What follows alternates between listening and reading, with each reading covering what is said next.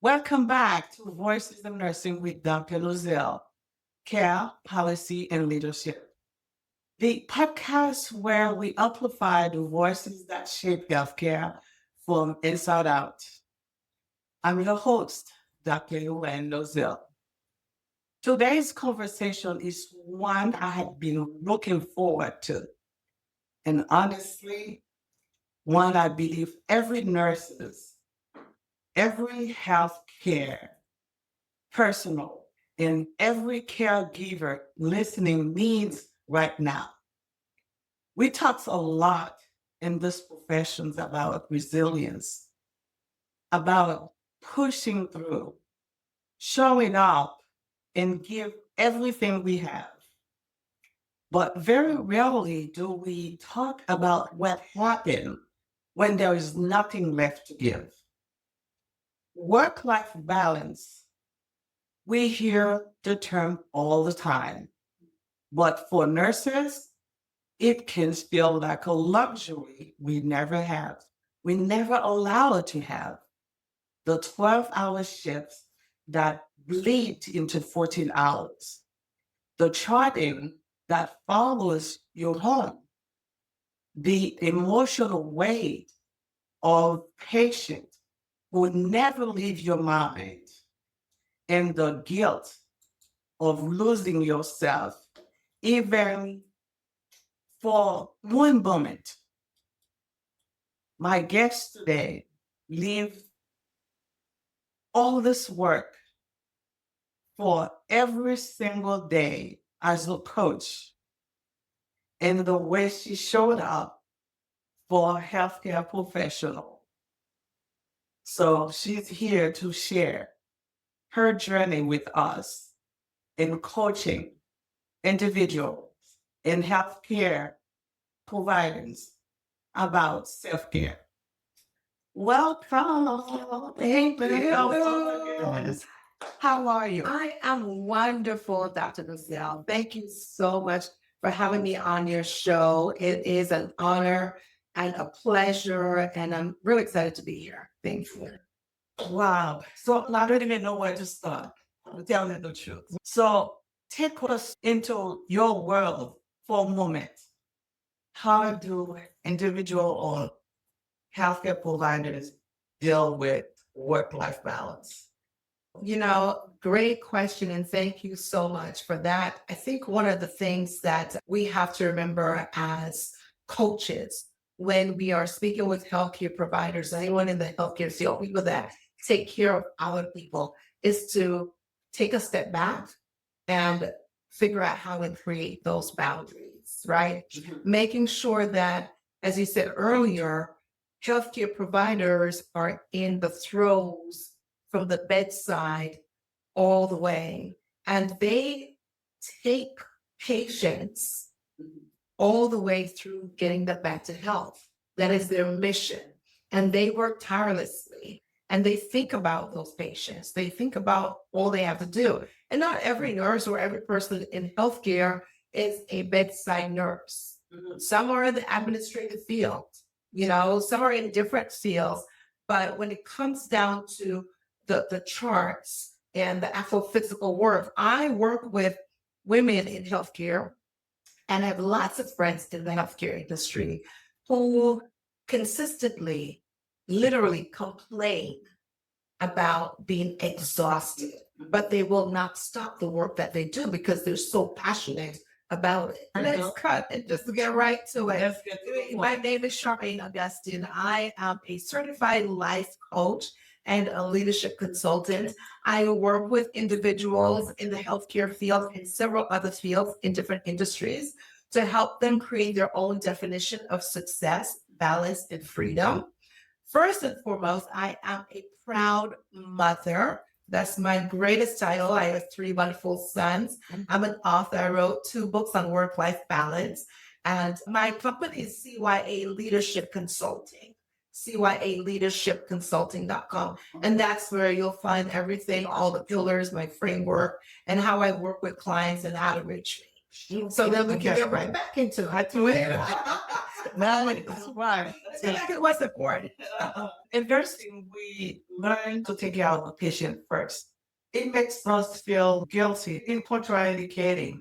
So we have to pour into yourself so you can pour into somebody else. It's kind of for us, for me, it's kind of non-balance. But I'm starting to get it now. Yes. So I have to take care of myself for me to be able to take care of the patient. Absolutely. I could not agree with that more. We say we can't pour anything out of an empty cup. And when we're emptied out, as much as we're passionate about the things that we do, caregivers, I remember meeting with the Gwinnett County Public School caregivers, psychologists, people that care for others in the mental space. And they really were so drained mentally. And then when you add healthcare workers on top of it, it's mentally and physically. And so what I find when I'm around healthcare workers or when I speak to women, especially women who are in healthcare, it's our nature as women to be the caregivers, right? And so when you add your profession onto it, you're a double whammy. And so it's like all or nothing. And that's where I come in as a coach and as a consultant, and also just as that person is saying, as a work-life balance expert, to say it's not all or nothing. You can create the boundaries that you need, but you have to have practical steps to do so. And so I was reviewing and looking at some things that I wrote about in my own book. It's pit bulls and lipstick. Pit bulls and lipstick. Yes. And there's a section in there, if I did put a little bullet there, but I wanted to really just bring this piece out. And now I got my glasses on. Studies show that persistent stress can result in serious health problems. And when you think about that, just that line alone, you think about the studies are numerous. Stress is what causes most health problems. And the people that go through your hands as a healthcare worker are people that have been stressed out because a lot of their issues, their chronic illnesses arise from chronic stress. Right. But that stress is taken on by healthcare workers. Healthcare workers are stressed, and a lot of healthcare workers find themselves being ill just the same, mentally and physically. The other piece that I wanted to say, I think you're probably going to ask that question, is so we're talking about just practical ways to cope with stress. Taking one day at a time, scheduling leisure. Healthcare workers are known to work 5 15-hour days. You know, they don't schedule that leisure time. Some people will ask you, what is leisure? And well, yeah, what is leisure is a thing. Taking time out. And I preach that from a work-life balance perspective, regardless of the industry you're in.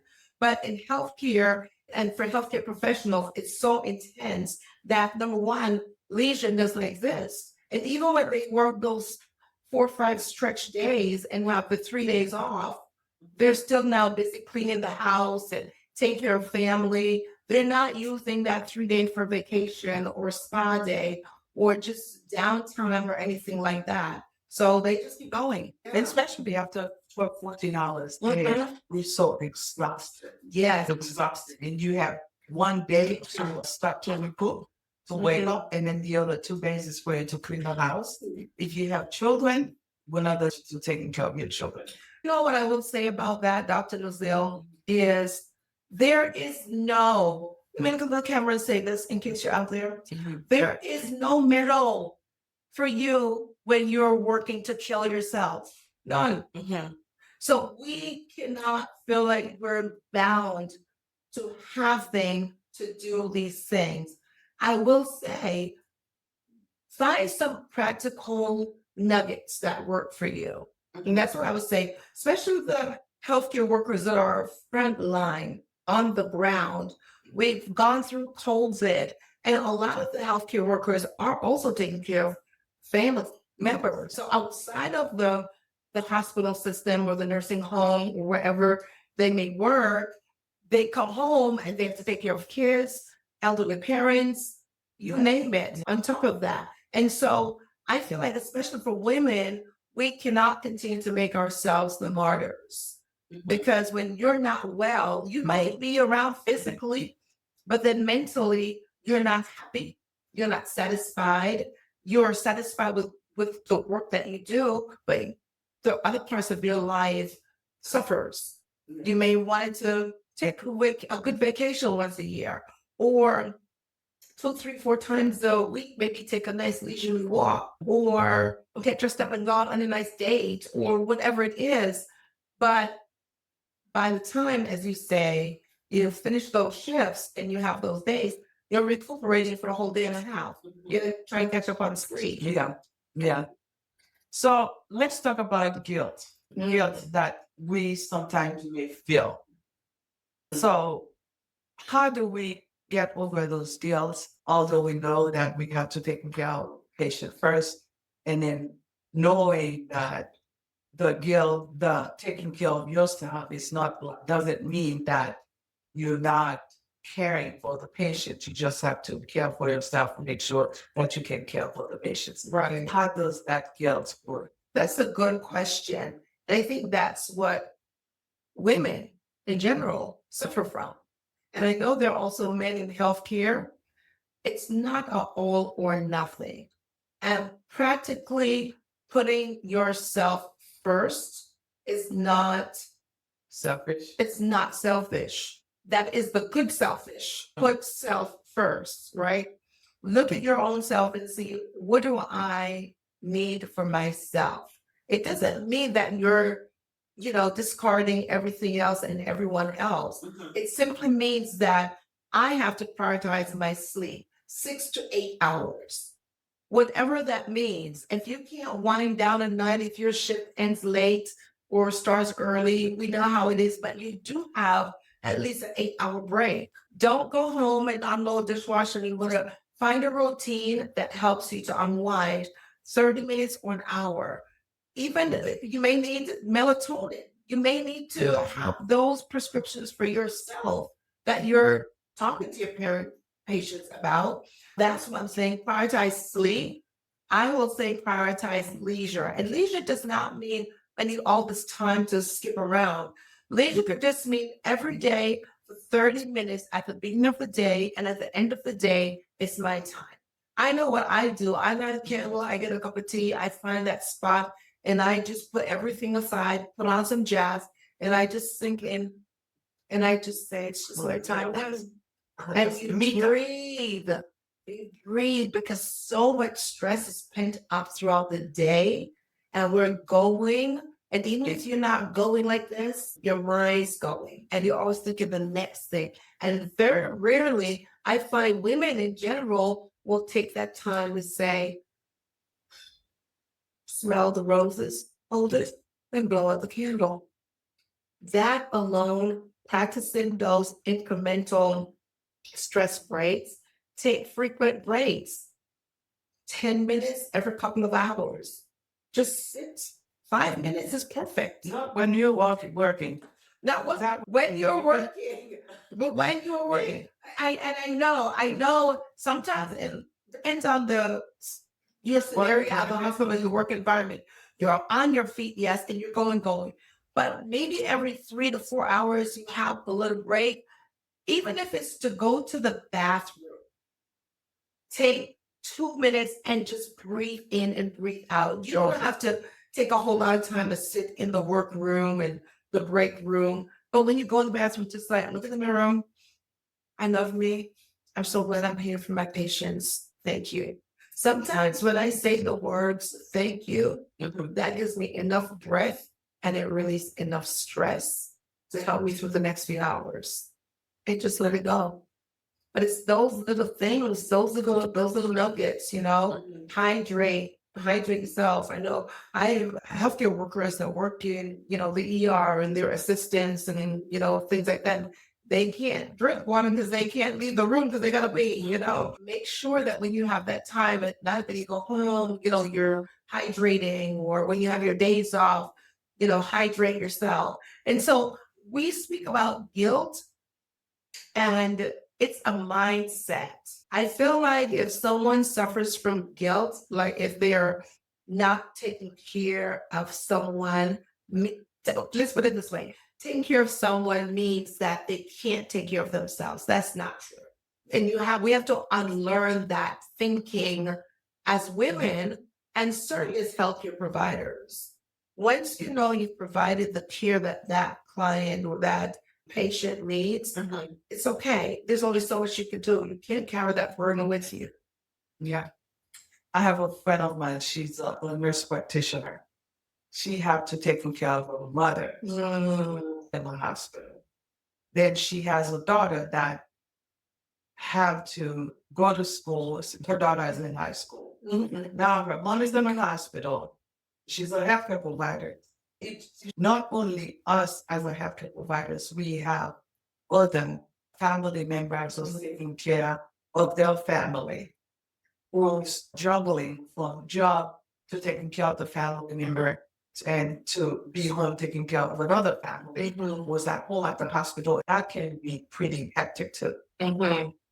Yeah, absolutely. There's so many different scenarios where I believe that people who go into healthcare, they literally actually have that heart to care for other people. And that includes sometimes extended family and auntie, parents, their kids. Some people have ailing spouses at home that after they're done, they've got to give their spouse medication and change their systems or their oxygen and just different things like that. So it's a profession that is it's a servant's heart that takes to do that. And because healthcare workers, for the most part, have that servant heart, they also have to remember that they're servants, they're not martyrs. You don't have to sacrifice your entire being just because you're being a servant to other people. Okay. So how to set boundaries? That's a huge one. And I love that word because I think that we're all still figuring it out as we go and figuring out what exactly works for us.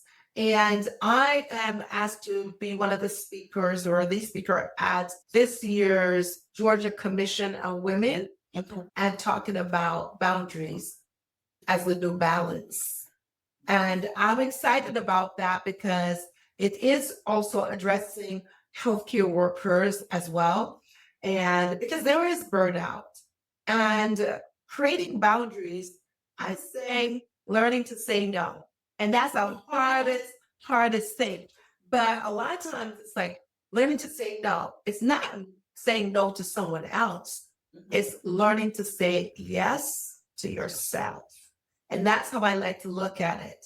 Yes, I will wake up in the mornings. Yes, I will get 20 minutes of exercise, walking on the treadmill, on my Stairmaster, lifting weights, doing like stretching out my body, and sometimes it could just be exercising your mind, 20 minutes of meditation and getting your day. I'm saying yes to myself. I know I was feeling a little like, last couple of weeks. And this morning and yesterday, I said, I've got to just say yes to myself again. Because sometimes we forget because the boundaries, it keeps, it's like the ocean coming onto kissing the shores. 1 minute they'll come out, the water will come all the way up and the waves crash, and another minute it'll stop there, and then another minute it'll break there, and then it comes back again. And it's that ebb and flow. And we go through the same thing, but we have to remember that there is a boundary. And we also have to set that for other people, right? Not taking advantage of our time, our energy, asking permission and allow people to ask permission of you, not just take it for granted. Say it's okay if, and let you be in control to say, yes, that's okay. No, that's not okay. Or here's where we can meet, or I can do this, not that. Same way when you're setting appointments, you do this as well. You reach out to your clients, hey, I've got this deal. Which one works for you? You're in control. But sometimes we're like, well, I can do this, take it or leave it.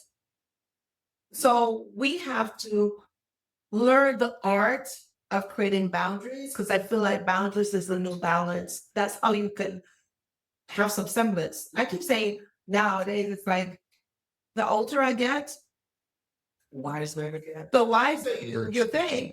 But the other thing is life, I thought would just get simpler. It gets more complicated. And then when you're in business for yourself, that's another total level of everything. So on top of that, and I know with you, of course, what you do and the whole gamut of it is how do you have that balance and the boundary? And sometimes that balance is not about, it's not about someone else. It's about balancing my own life. Sometimes we think the boundaries are for other people. No, the boundaries are for us. What do I say yes to for myself in my life? Do I need to do the dishes? No, I can let at least 8 to 12 things in the sink and it not bother me. And then I know Thursday when I get home, I will pack the dishwasher. I don't have to do every chore every single day. I can do the one chore every 4 days, but it's okay. You just have to be okay with what needs to be okay and not stress the small stuff. While we're sitting there talking about boundaries, while I'm thinking, I know a lot of listeners might listening to us right now. It's looks, but sometimes it's don't even know how to put it when it comes to healthcare.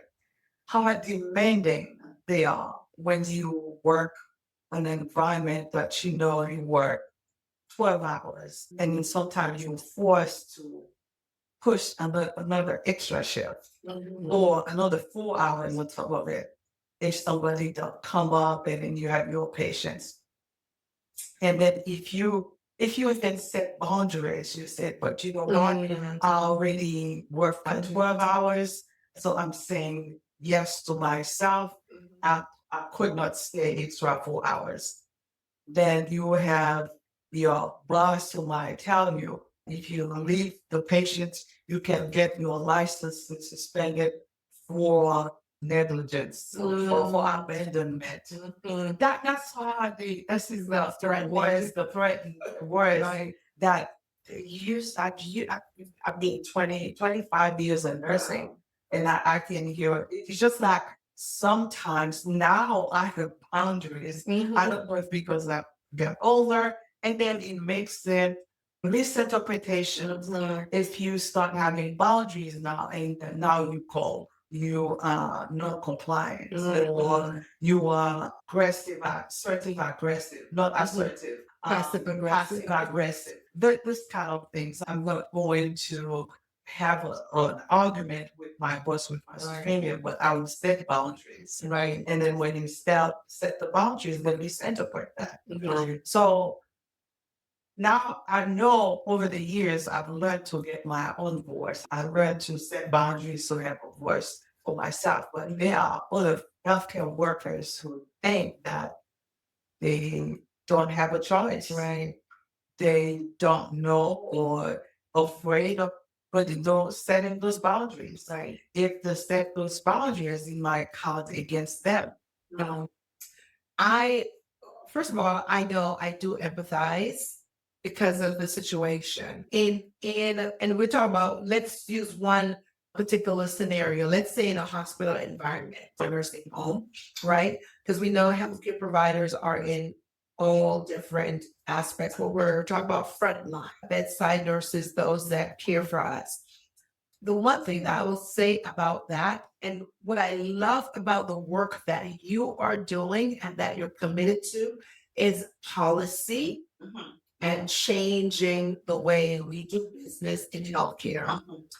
The second thing I know, there was I have a friend in New York. There was this, the big where they campaigned or picketed for better environment, more pay, etc. And even if it's more pay, it's still not even acceptable as much because the wear and tear on your body Yeah. to work 15, 16 hours. You were talking about the strike. The strike. Yeah, the strike. That's the word I was looking for. It's a campaign too. But so, yeah, and in that instance, when the employee or the nurses don't know what their rights are. And then on the other end, it is these policies need to change. You cannot have someone working 16 hours straight. Mhm. So what's the backup plan? Are we going to have, sort of like floater nurses? We're going to have a pool, or we're going to have, who do we partner with, or who else do we call it? Things like that. But I say with the boundaries though, when it's impossible for you to leave your shift and you have the ability and capability that you can still stay, it's okay to stay. Take a break, take a pause, have the communication, but then when that shift is over, work something else out. Get someone else to take your place for the next whatever. So work it out. And even if that can't be the case, every scenario is going to be different from day to day. But even if that can't be the case, know that when your day off or your time off comes, plan what you will do for yourself. Plan to breathe. Plan to take it easy. Don't go and say, well, this is piled up. It's always going to be there. It's just like after for 4 days working straight, 14 hours there, up to 14 hours days. And then the next days you barely can move. And then after that, you back to work again. Absolutely. I used to work 6 days a week. I used to work 6 days a week. And see, not everyone who's in nursing and healthcare and front line is a doctor, or have their doctorate, or is teaching at university, or is doing a lot of the things that you're doing to raise that awareness. Some are still die hard on that 6-day path, even if it's in a clinic. And I know it's not healthy. believe me. But yeah, It's not healthy. Even when you think you're making the money, and it is gone just like that. yeah. So once again, don't overwork. So I love the ideas of pouring into yourself Yes. so you can help pouring in somewhat to somebody else. I love that idea. And sometimes it's just that little break in. Sometimes it can be every couple of months where you just begin to identify that you're losing yourself. Like you're letting yourself go. We as women, we can get to that space where it's like, I feel like I'm letting myself go. I've been there. We go there at time to time. Like, okay, I need to breathe. I need to shift my thought process. I need to get back on my positive vibe.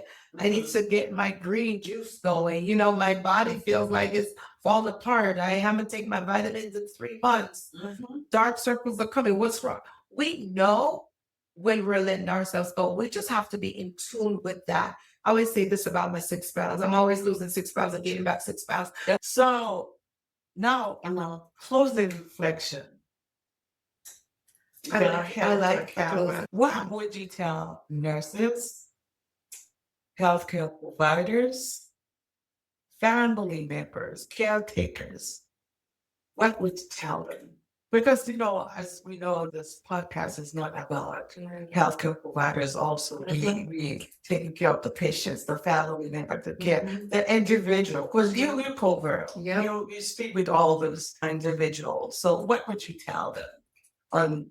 You're going to do the healthcare providers, we're going to do the family member, and then the individual. 3 things. And you know what? They'll get to the officials. Yes. And let us last week of elected officials. It is early voting already here, and we need to know our candidates. Get out and vote. Yeah. Here, we're encouraging to get out and vote for candidates. Get out and vote wherever you are, because this is how we're going to change policies that impact our health, all of our health, not just the healthcare workers, but the people that are left out home when the healthcare workers go out. You have a body, you got to take care of your health, bottom line. But what I would say to healthcare providers and your families and those that are in the same realm, I would say it's a collective bargaining. You have to give and take with each other. And it's a difficult thing because sometimes healthcare providers have younger children at home, have spouses at home, and they may have a regular 9 to 5 schedule and job. And then here goes mom or here goes wife out and she's coming in and you haven't seen her for 3 days. And you're missing important things that are happening. Patience. Be patient with one another, show love, and also find ways to hold your own, but communicate as a family. Some things are going to give and some things are going to take. But the last thing you want to give away, the last thing you want to ruin is your health. Take care of your health, and that means mental health, physical health, and emotional health. And it comes down to communicating, and it comes down to really, Dr. Nozell, doing the right thing by each person. Yes. And understanding, especially if you have that mix. But not everybody has that. And even if that's the case, you don't want to burn yourself out and then overindulge. Because healthcare workers, you have to stay healthy. And family members. I mean, same thing as I said earlier, just be patient with each other. Having the family members understand, say things, communicate as a family. They need to know your schedule so they understand, right? And you also need to plug in the very important things in your schedule as a healthcare provider. When you have a family, what's important to them? Because it's easy to feel neglected, or in your schedule, you're missing a baseball game and mom or dad, you were supposed to be there and I was looking for you. Mom had to save a life, Yes. And so understanding and communicating, send that text. Those are the boundaries where I'm saying do not take one another for granted. Communicate and it's one of those things where, boundaries and balance, it is a hard nut to crack for most of us. But once you start to realize and recognize, I'm a big believer in therapy, whether it's some talk therapy, a life coach, some self-help, some video, whatever it is that's going to help you to get the tools that you need to keep moving on in life and be as healthy as you can. Okay. So the words of the day is boundaries and life balance. Yes, work-life balance. And I tend to call it a lot of times work-life harmony. How does this all work in harmony with one another? And I actually, I mean, I'm available, really. Charmaine Augustine, I'm a certified life coach, but also leadership consultant. I do a lot of speaking engagements, more sought after now because work-life balance, we're always going to be talking about it, and every industry needs it. So we all need it. So I'm super excited to be here. Thank you. Thank you. Okay. This is the extravagant and kind of conversations we need to have. So not the Polish one, picture perfect version of nursing, but honest, human, sometimes messy reality of what it means to give so deeply to others while still trying to care for yourself. I want you to walk away from today's episode with one thing settling in your spirit. Choosing yourself is not selfish. It is not weak. It is not betrayal of your patience or your calling. It is, in fact, the most professional thing you can do because a depleted nurse cannot deliver the care our patient deserve. A burnout leader cannot carry a team. And a healthcare system that keeps asking its people to give without ever being replenished is a system that will eventually break the very people who are holding it together. So now we're going to have to ask, I'm asking you right now, today, to take one step, just one, whether that is a hard conversation you have been avoid, a boundary you have been afraid to set, a moment of stillness you keep pushing to the bottom of your to-do list, take that step. You're worth it. Your longevity in this profession depends on it. And the patient you serve needs you whole. To our guests today, thank you for your wisdom, for your transparency, and the hard work you deliver every single day to remind healthcare professionals that there are matters beyond what they produce and perform. The conversation, thank you. And to every nurses, every caregiver, every healthcare professional listening, thank you for being here. Thank you for the sacrifice you make that most people will never fully see or understand.